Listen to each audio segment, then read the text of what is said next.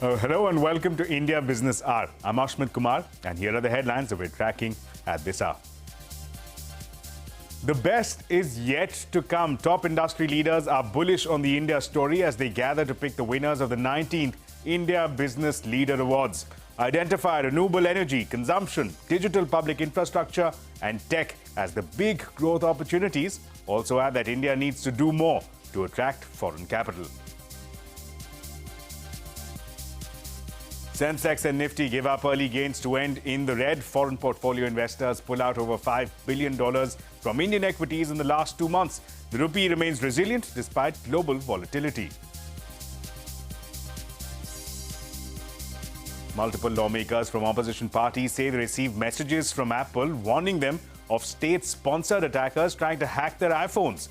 Apple acknowledges the alerts but says it can't provide more information as it may help the attackers adapt their behavior and evade future detection. An American cybersecurity firm claims COVID vaccine details of 81.5 crore Indians are up for sale on the dark web for $80,000 earlier this month. Sources say India's nodal cybersecurity agency has informed the Indian Council of Medical Research about the alleged data breach. Israel Prime Minister Netanyahu rules out a ceasefire in Gaza, says this is the time for war. America says a ceasefire right now benefits Hamas. The humanitarian crisis in Gaza worsens. The UN says nearly 70% of those reported killed in Gaza are children and women. Bharti Airtel reports a 1% decline in revenue and 17% decline in profit due to higher taxes, but average revenue per user continues to grow, hitting 203 rupees. L&T beats estimates with 19% revenue growth. Order book is up 72% compared to last year. Delhi High Court issues notice to Competition Commission of India, asks the M&A watchdog on the methodology it has devised to judge if a company is profiteering, asks the regulator to respond within 4 weeks' time. Another acquisition in the hospital space is in the offing. Sources say CVC Capital is in talks to sell its entire stake in Healthcare Global for 4,000 crore rupees. KKR and Manipal Hospitals are among interested buyers. Promoted BS Ajay Kumar, who owns over 10% stake, is yet to decide on participating in this deal. That's an exclusive. A 5-judge constitution bench of the Supreme Court begins hearing the case against electoral bonds. Petitioners argue electoral bonds promote corruption and voters have a right to know who is funding the political parties. Court observes that trading of bonds is banned, but there is no way to restrict that. Tata-owned Big Basket tops the chart on fair work conditions for gig workers as per a report by Fair Work India. Ride-hailing majors Uber and Ola, along with logistics startup Porter, are the worst performers. Apps were evaluated on a number of parameters, including fair pay and conditions, fair contracts, and fair representation.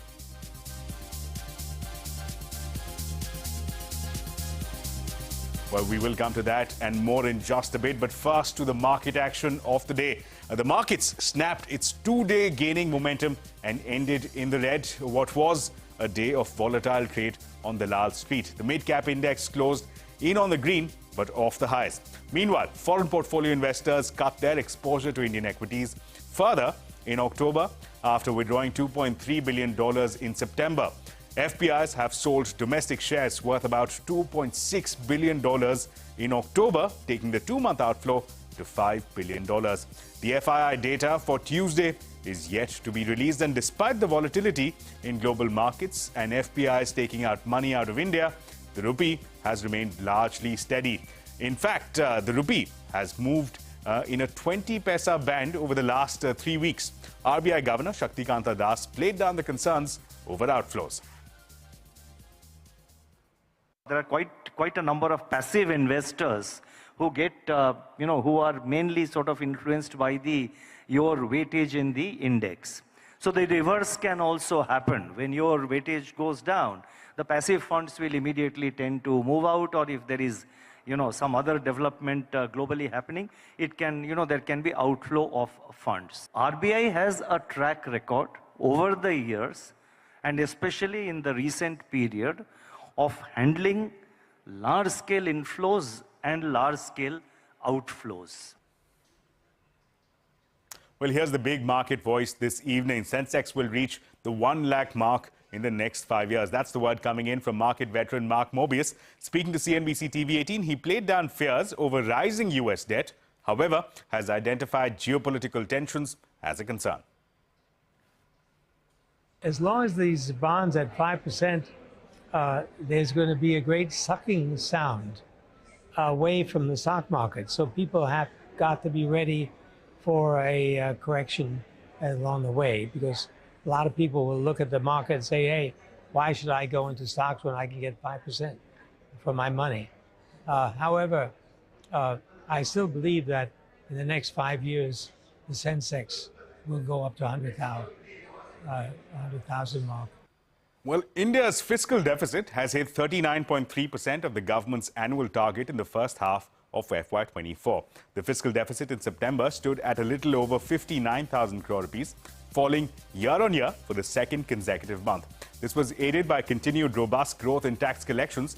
The government's tax revenue in the first half of the year stood at 11.6 lakh crore rupees. This is 49.8% of the annual target. Meanwhile, output from India's 8 core sectors eased to a 4-month low of 8.1% in September, declining both sequentially and on a year-on-year basis. However, 7 of the industries recorded positive growth compared to last year, with only crude oil production contracting. Furthermore, the core industry outputs grew 7.6% for the fiscal year 2023. And well, the big story this evening, top industry leaders gathered in Mumbai to pick the winners of the 19th India Business Leader Awards. The winners will be announced in a few days' time. Shireen Bhan sat down, meanwhile, with the jury members headed by Chairman Mani Machida of Bain & Company. All the top CEOs are upbeat that India's growth story will continue despite the global slowdown. The new CEO at HUL, Rohit Java, said that India is the best consumption story of this decade and the best is yet to come. While they were upbeat on growth, the CEOs also highlighted that India needs to do more to attract foreign capital. Look back 5 years, the middle class and above has doubled, and we expect that to double again. And that itself, they consume at a much higher factor of consumption, 1 or 2 times. So, and we will see a huge amounts of breakthrough in consumption. So we cannot really focus on a few quarters of inflation, deflation, because that's really a small sliver in the larger arc of the country's trajectory. So we are very, as Hindustan Unilever, very optimistic. We've been here 90 years. So we've seen this, our business and our country grow from strength to strength, and I think the best is yet to come.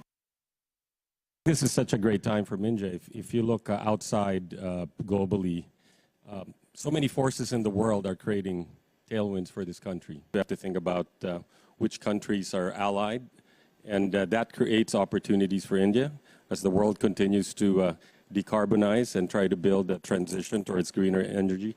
That creates opportunities for India, and as the world continues to go down the path of digital transformation with the current next wave of capability, that creates opportunities for India. If we look at China in the high days, it used to get 4% of the GDP as FDI. If we look at India, it's 1.5% or thereabouts. So clearly that can really supplement the domestic capital. And if you look at sovereign wealth funds and the kind of pools of capital that they have, if we get a larger share of that also coming into the country, to my mind, that can really supplement. We have a good momentum. But if we want to increase from 6.5% to say 8%, you need foreign pools of capital, equity capital. Interest rates in America might have gone up 1,000, 1,500%, but they have also gone up in India, and especially in the last few quarters.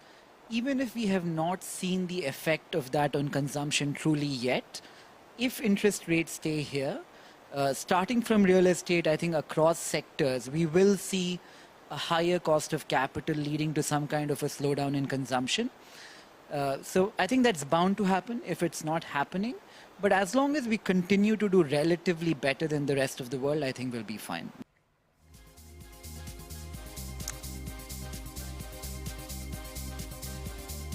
Well, you can catch the entire IBLA Jury in conversation with Shireen Bhan at 9:30 p.m. right here on CNBC-TV18. All the top CEOs in conversation on the economy, growth, inflation, interest rates, and more.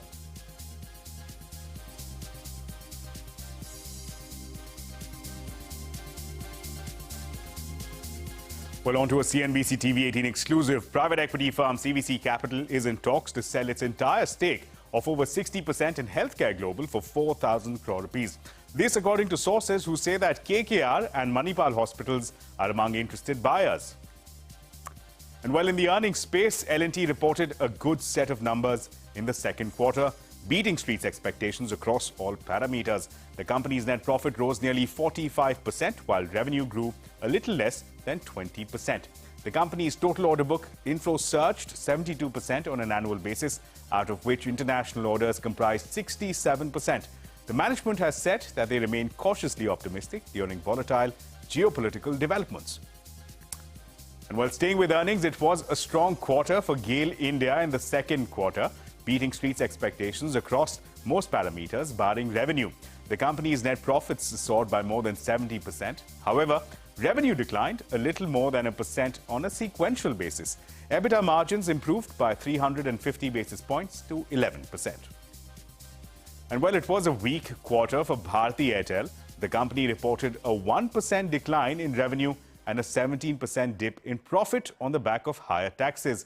However, the company fared well as compared to its peers after reporting higher average revenue per user, or ARPUs, hitting 203 rupees. Reema Tendulkar is joining us now with more details. Reema. So Bharti Airtel has reported numbers which are slightly lower than what the street was anticipating. So the top line growth has declined by 1.1%. This is slightly worse than street expectations of a 0.8% decline. Now, Bharti Airtel is a sum of parts. There is the India mobile wireless business, the B2C business, which we all use, where the revenue growth has come in at 2.7%. Again, a bit muted compared to the 3.2% the street was anticipating. The other reason for the top line decline is the Africa business, where the revenues have fallen by 9% on a quarter-on-quarter basis for Airtel Africa, largely due to the devaluation of the Naira. And Nigeria is a big market for Airtel Africa. Consolidated margins up 40 basis points. Profits have taken a turn down, 17% lower due to higher tax expense. Now let's focus on the India wireless business because that's the business which is directly compared to Jio and Vodafone Idea. Here the top line growth has come in at 2.7% quarter-on-quarter.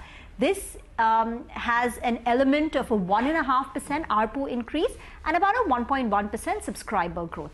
Now comparing the three peers, right? In terms of the top line growth, Reliance Jio's growth is superior. So the company is clocked in Reliance Jio about a 3% top line revenue growth. Even in terms of subscribers, and here the subscriber growth is not directly comparable because Vodafone Idea has only 4G subscribers, while Bharti and Vodafone Idea have a mix of 2G, 2G and 4G subscribers. But again, even on the subscriber metric, Reliance Jio subscriber adds are the highest. In terms of ARPU, the increase has largely been similar across the three players, but the absolute ARPU for Bharti Airtel continues to consolidate above the 200 rupee mark. Well, here's the big national story tonight. A notification from Apple today has turned into a raging political battle on the issue of alleged government surveillance on opposition leaders.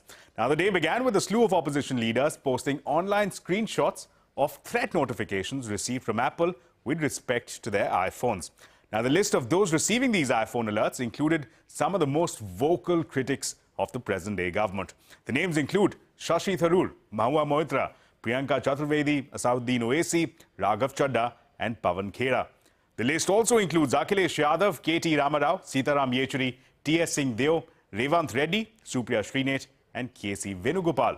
The list is also not restricted only to politicians. Even a few journalists were alerted by Apple. Siddharth Vardarajan of The Wire, Sriram Curry of Deccan Chronicle, Samir Saran of ORF and Ravi Nair of OCCRP also received these threat notifications. Now, these notifications claim that in Apple's assessment, the recipient was being targeted by state-sponsored attackers. Apple also clarified that these attackers are likely targeting users based on who they are and what they do. Apple warned that these attackers may be able to remotely access sensitive data on their iPhones. Apple also added that a caveat that while the alert may be a false alarm, the users would be well advised to exercise caution. Now, in response to the outcry post Apple's notification, the company released a statement saying that it does not attribute the threat notification to any specific state-sponsored actor. It further said, and I quote here, "We are unable to provide information about what causes us to issue threat notifications, as that may help state-sponsored attackers adapt their behavior and evade detection in the future." Apple has also shared its statement that similar notifications have been sent to individuals whose accounts are spread across 150 countries. Importantly, on the very same day, both Ashwini Vaishnav as well as Rajiv Chandrasekhar have issued statements on the matter. They have both assured that an investigation will be undertaken, but have also hinted at questions that may be asked of Apple as well. No matter how much we attack Mr. Narendra Modi, it doesn't have an effect, because the soul is somewhere else. And now we've understood this. We've understood that the soul is there in the parrot, and now we are attacking the soul. And that is why all this is going on. That is why Apple is sending messages. Your phone is being targeted by state-sponsored attackers. The common masses of this country are getting to understand what is going on. I think Apple has done its job. Apple has very categorically alerted the user that there is an attempt to hacking. And it is now for the state agencies to figure out whether it was our own agencies which have gone rogue and are targeting members of parliament, or it is some international states which are interfering in India's opposition. So this is for the government of the day to find out, and rather than, the rant that he came out with, I'm sorry to use the word, but he was saying, people are born critics, they wake up in the morning and they start criticizing.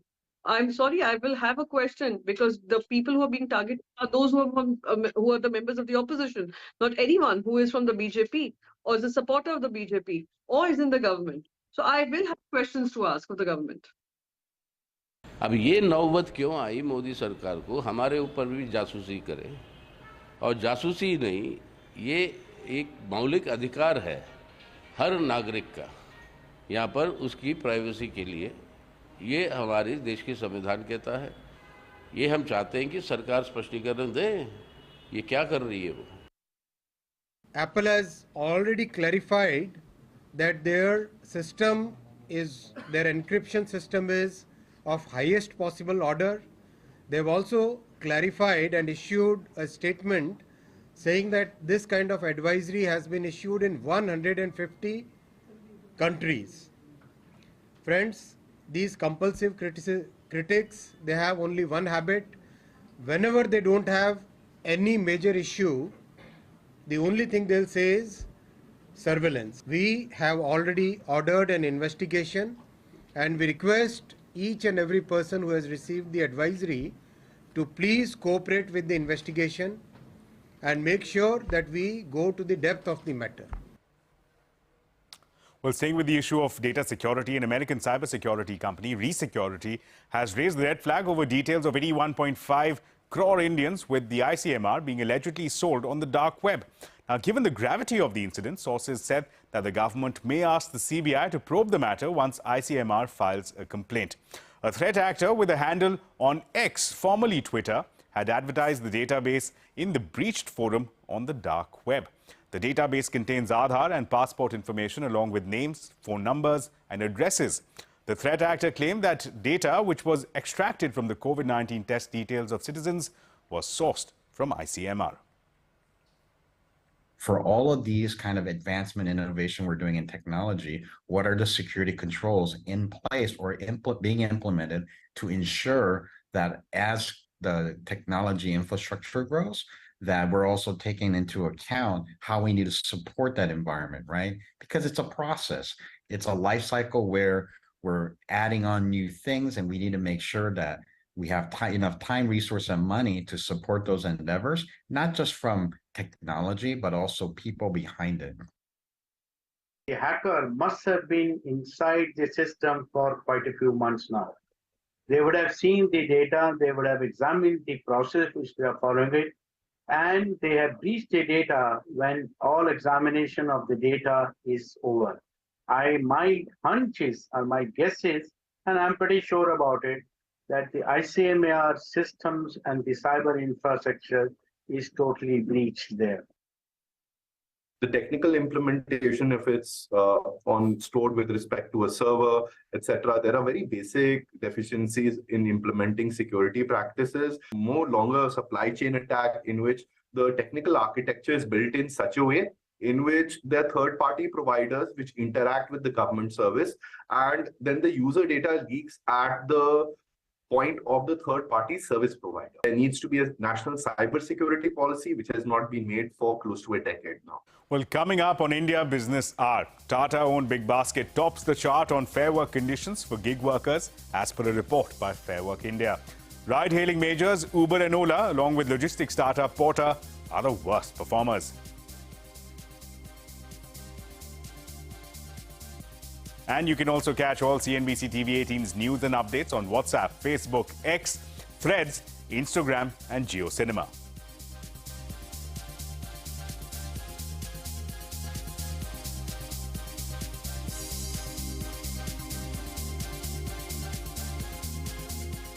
Well, you are watching India Business Hour. The war between Israel and Hamas is in its fourth week.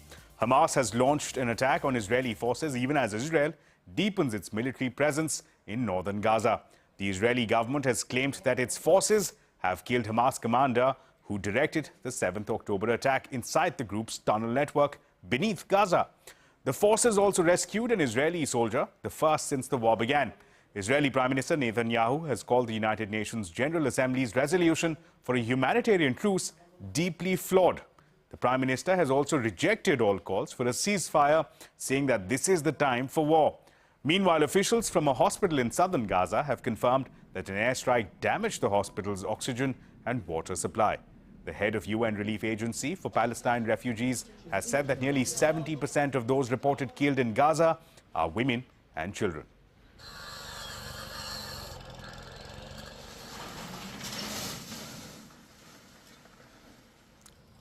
And Delhi High Court has issued a notice to Competition Commission of India. The court has asked the M&A watchdog about the methodology it has devised to judge if a company is profiteering.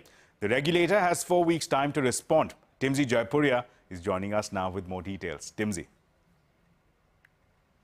Profiteering matters seems to be getting tough. In a first, Delhi High Court has today issued notices to Competition Commission of India.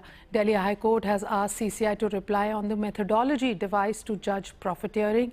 High Court has issued notices with respect to show cause notice issued by CCI to determine profiteering for real estate projects. CCI has been asked to now respond within 4 weeks of time. Remember, CCI is now the authority appointed to determine anti-profiteering after it gets the report from DGAP, that is Directorate General for Anti-Profiteering. Prior to the appointment of CCI, remember, National Anti-Profiteering Authority was in existence that would determine the quantum of profiteering. The real estate company today had questioned the quantum of profiteering that has been mentioned in the show cause notice and the way it has been calculated in absence of any given formula in the prescribed methodology.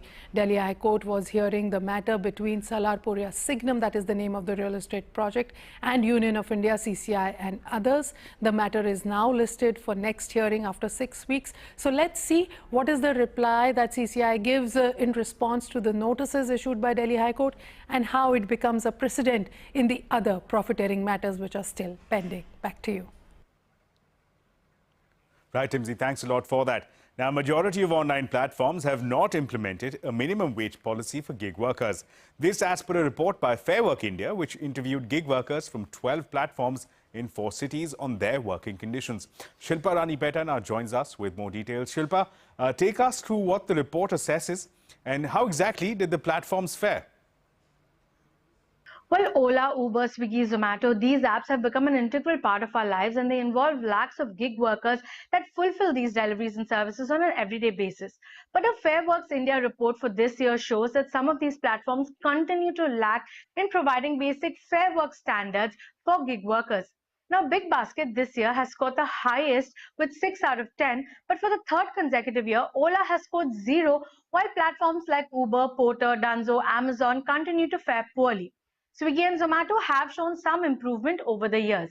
Now, Fairworks India interviews these workers from 12 platforms and gives these scores evaluating the apps for factors like fair pay, fair conditions, fair contracts, fair representation, etc.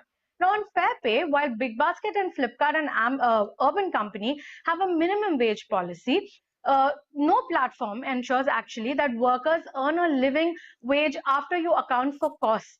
Now, these platforms also saw better scoring in fair conditions with safety equipments, accident coverage, etc. While there are companies like Big Basket, Blue Smart, Dunzo, etc. that also ensure that workers are given accessible and comprehensive contracts with protocols for data protection when they come on board.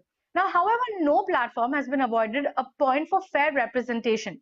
What this means is that despite multiple instances of worker strikes that we've seen across the country over the past year and many legislative changes also that have come in the platform economy, these platforms are unwilling to recognize or negotiate with worker collectives or unions.